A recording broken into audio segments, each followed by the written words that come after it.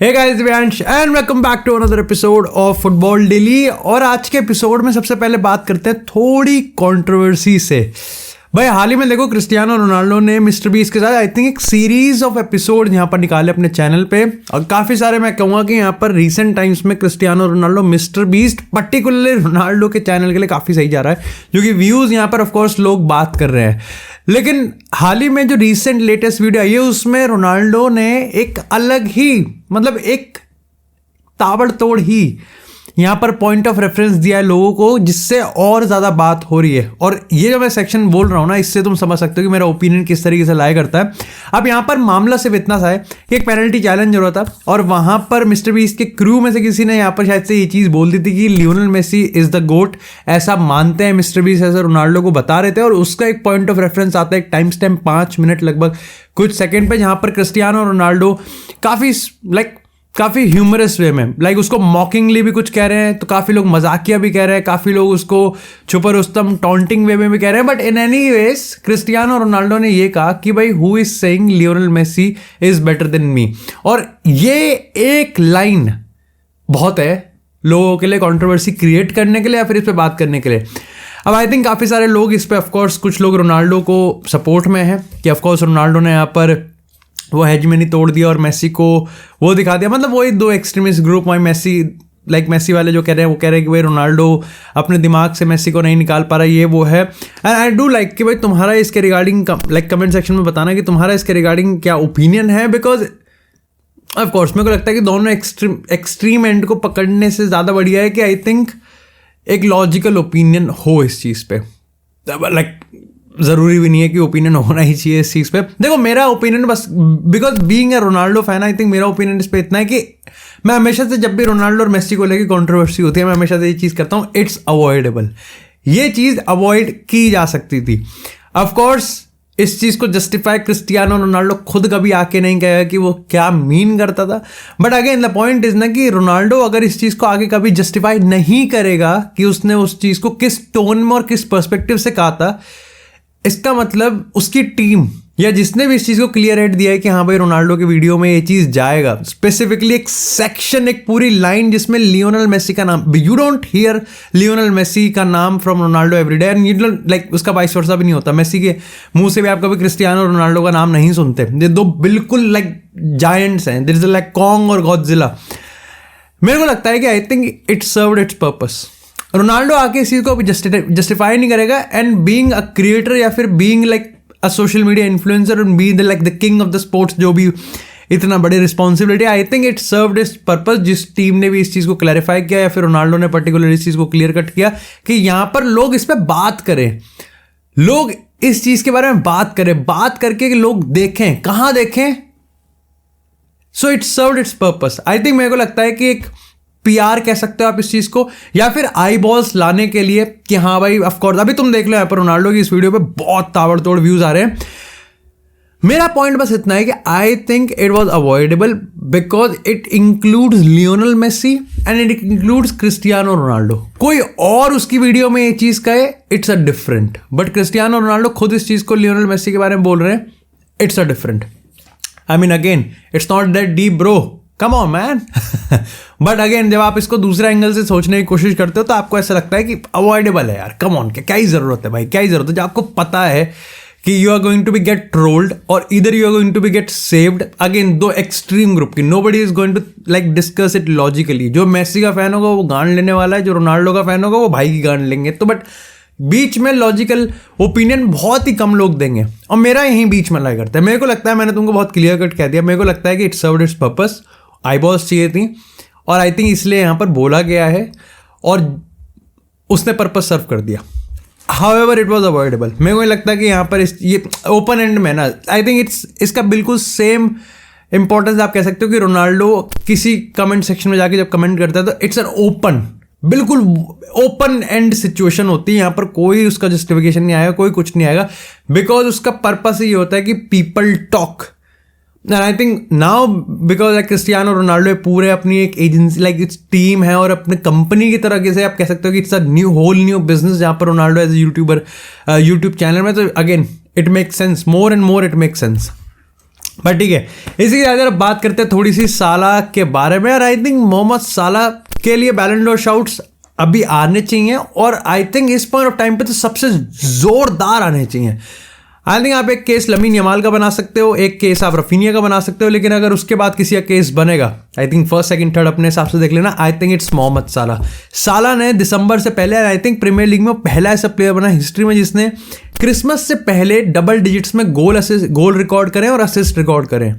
और already of course जो सबसे बड़ा कंपैरिजन आता है मोहम्मद साला का, वो बुकायो साका से आता है, जो कि अगेन मेरे को लगता है क्या ही बकवास है। और दूसरा आता है यहाँ पर ईडन हजार्ड से, जो कि अगेन लाइक इट्स ठीक है, ईडन हजार्ड वर्सेस मोहम्मद साला, it's very close, it's very very close. यहाँ पर एस्थेटिक और यहाँ पर रिजल्ट आया था। हाउएवर मैं तो फिर भी थोड़ा सा मोहम्मद साला की तरफ ही लाइक लाए, मेरी एलिजेंस लाया करेगी। साका वाला तो मेरे को कंप्लीटली फ्लॉप लगता है, बिकॉज दोनों अलग ही चीज़ों पर डिस्कस करते हैं।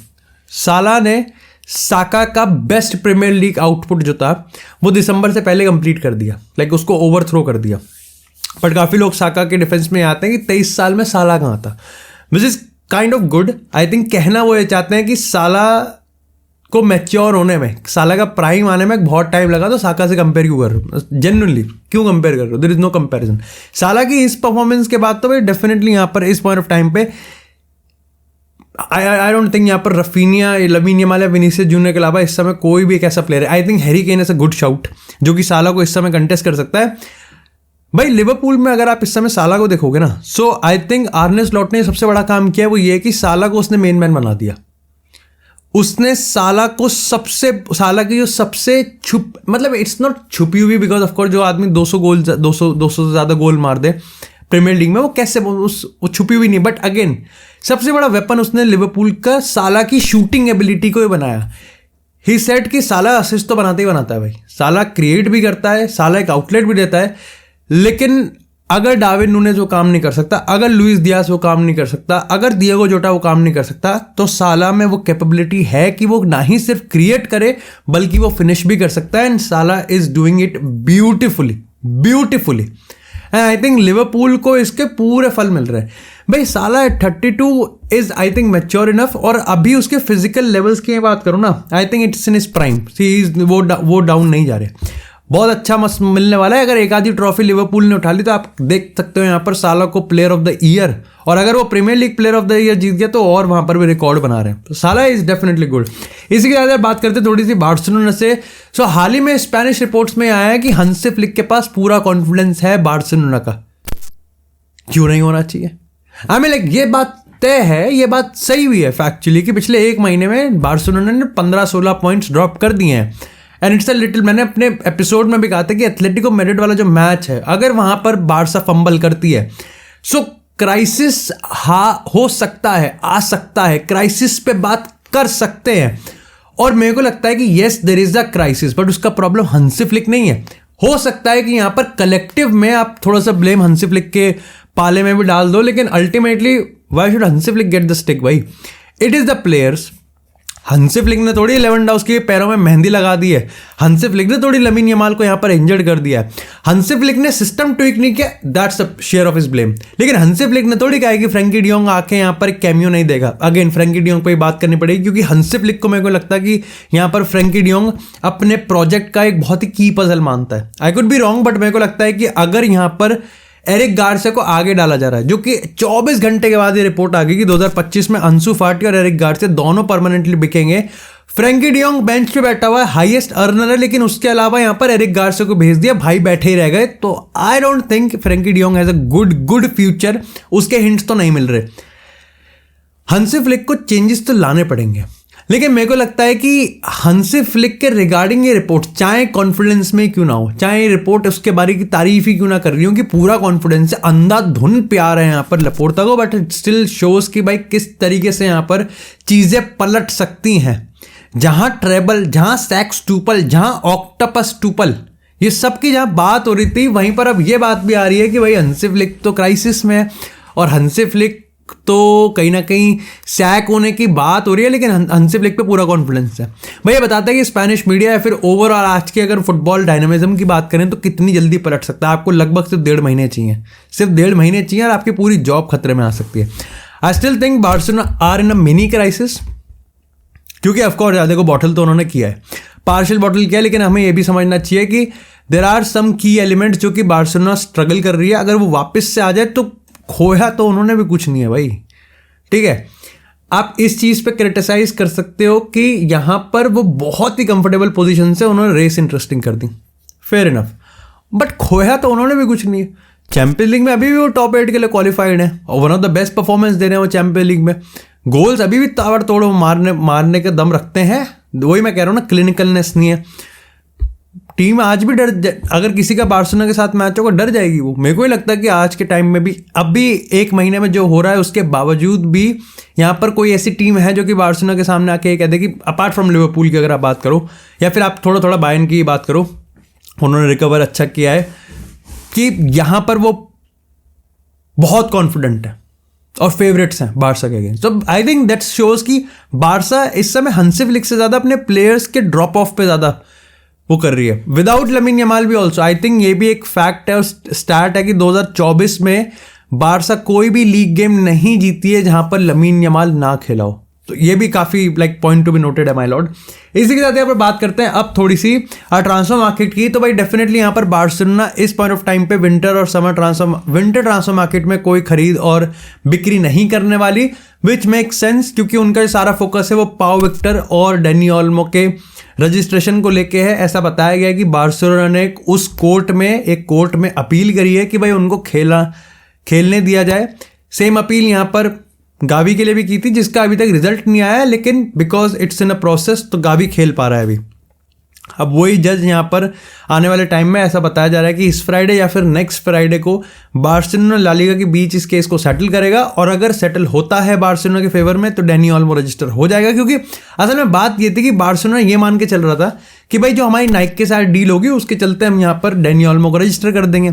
ला लीगा ने बाद में अपने ऑफिशियल नोटिफिकेशन में उनको बता दिया कि भाई नहीं, ऐसा नहीं होने वाला, तुम्हारी नाइक के साथ डील अगर हो भी गई, जो नंबर्स तुम उनको बता रहे हो उसके बावजूद भी यहाँ पर बार्सिलोना थोड़ी सी छोटी पड़ रही है, ऐसे में उनको कुछ और करना पड़ेगा। इसी के साथ यहाँ पर बात करते हैं थोड़ी सी मैनचेस्टर यूनाइटेड से। ऐसा बताया गया है कि भाई यहाँ पर रूबन अमोरिम को पूरा खुला हाथ दिया जा रहा है मार्कस रैशफोर्ड की सिचुएशन को लेके, and I think this is not new. हमने एरिक टेन हैग के साथ भी देखा है, ये तो फिर भी मार्कस रैशफोर्ड है। एरिक टेन हैग को पूरा खुला हाथ और पूरा सपोर्ट दिया गया था जब यहाँ पर क्रिस्टियानो रोनाल्डो के साथ फॉल आउट हुआ था उसका। हमें ये भी नहीं भूलना चाहिए कि यहाँ पर अगर आप रोनाल्डो वाली सिचुएशन को कुछ ज़्यादा ही ओवर द टॉप ले जा रहे हो तो Jadon Sancho is the prime example कि सैंचो वाली सिचुएशन में भी एरिक टेन हैग को पूरा सपोर्ट मिला था। रूबन अमोरिम को आए हुए अभी 2 महीने भी नहीं हुए हैं, ऐसे में यहाँ पर इसका कोई मतलब ही नहीं बनता कि आप 2 महीने आए हुए इतने लेटेस्ट पीस मैनेजर को आप यहाँ पर मार्कस रैशफोर्ड की सिचुएशन में खुला हाथ ना दो, ठीक है। और देखो इससे समझ में भी आ रहा है कि मार्कस रैशफोर्ड को 3 मैचेस में इंक्लूड ही नहीं किया गया स्क्वाड से।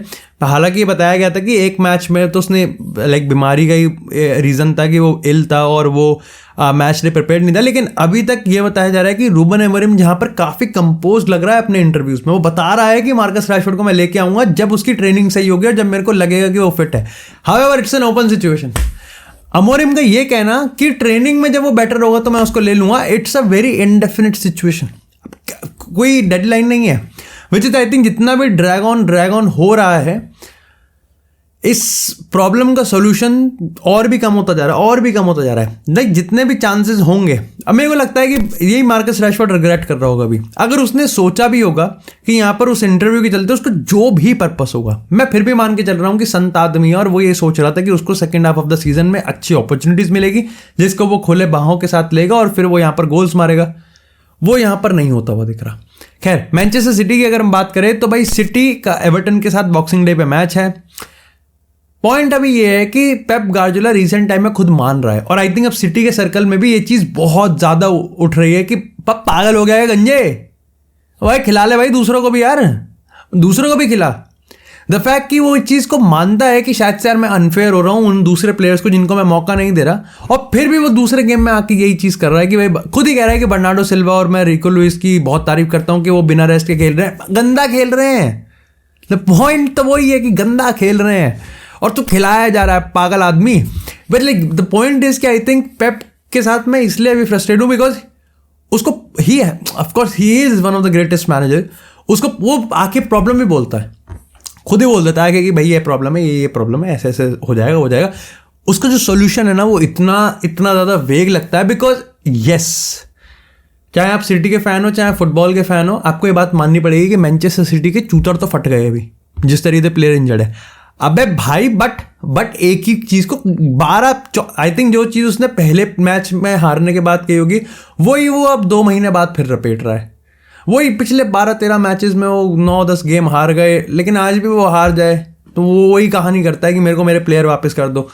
कार्लो एंसेलोटी ने भी अपने प्लेयर लूज करे हैं भाई, even Erik the legend ten Hag ने भी यहाँ पर अपने प्लेयर लूज करे हैं। लाइक ये सॉल्यूशन अगर आप कहो कि मेरे को मेरे प्लेयर वापस ला, अबे वो तो सबको पता है कि तेरे प्लेयर तेरे पे वापस आ गए तो तू बढ़िया खेल जाएगा। अबे ये क्या बात हुई कि I mean like you have to adjust. और भाई एवर्टन वाला मैच बहुत ज़्यादा की है भाई।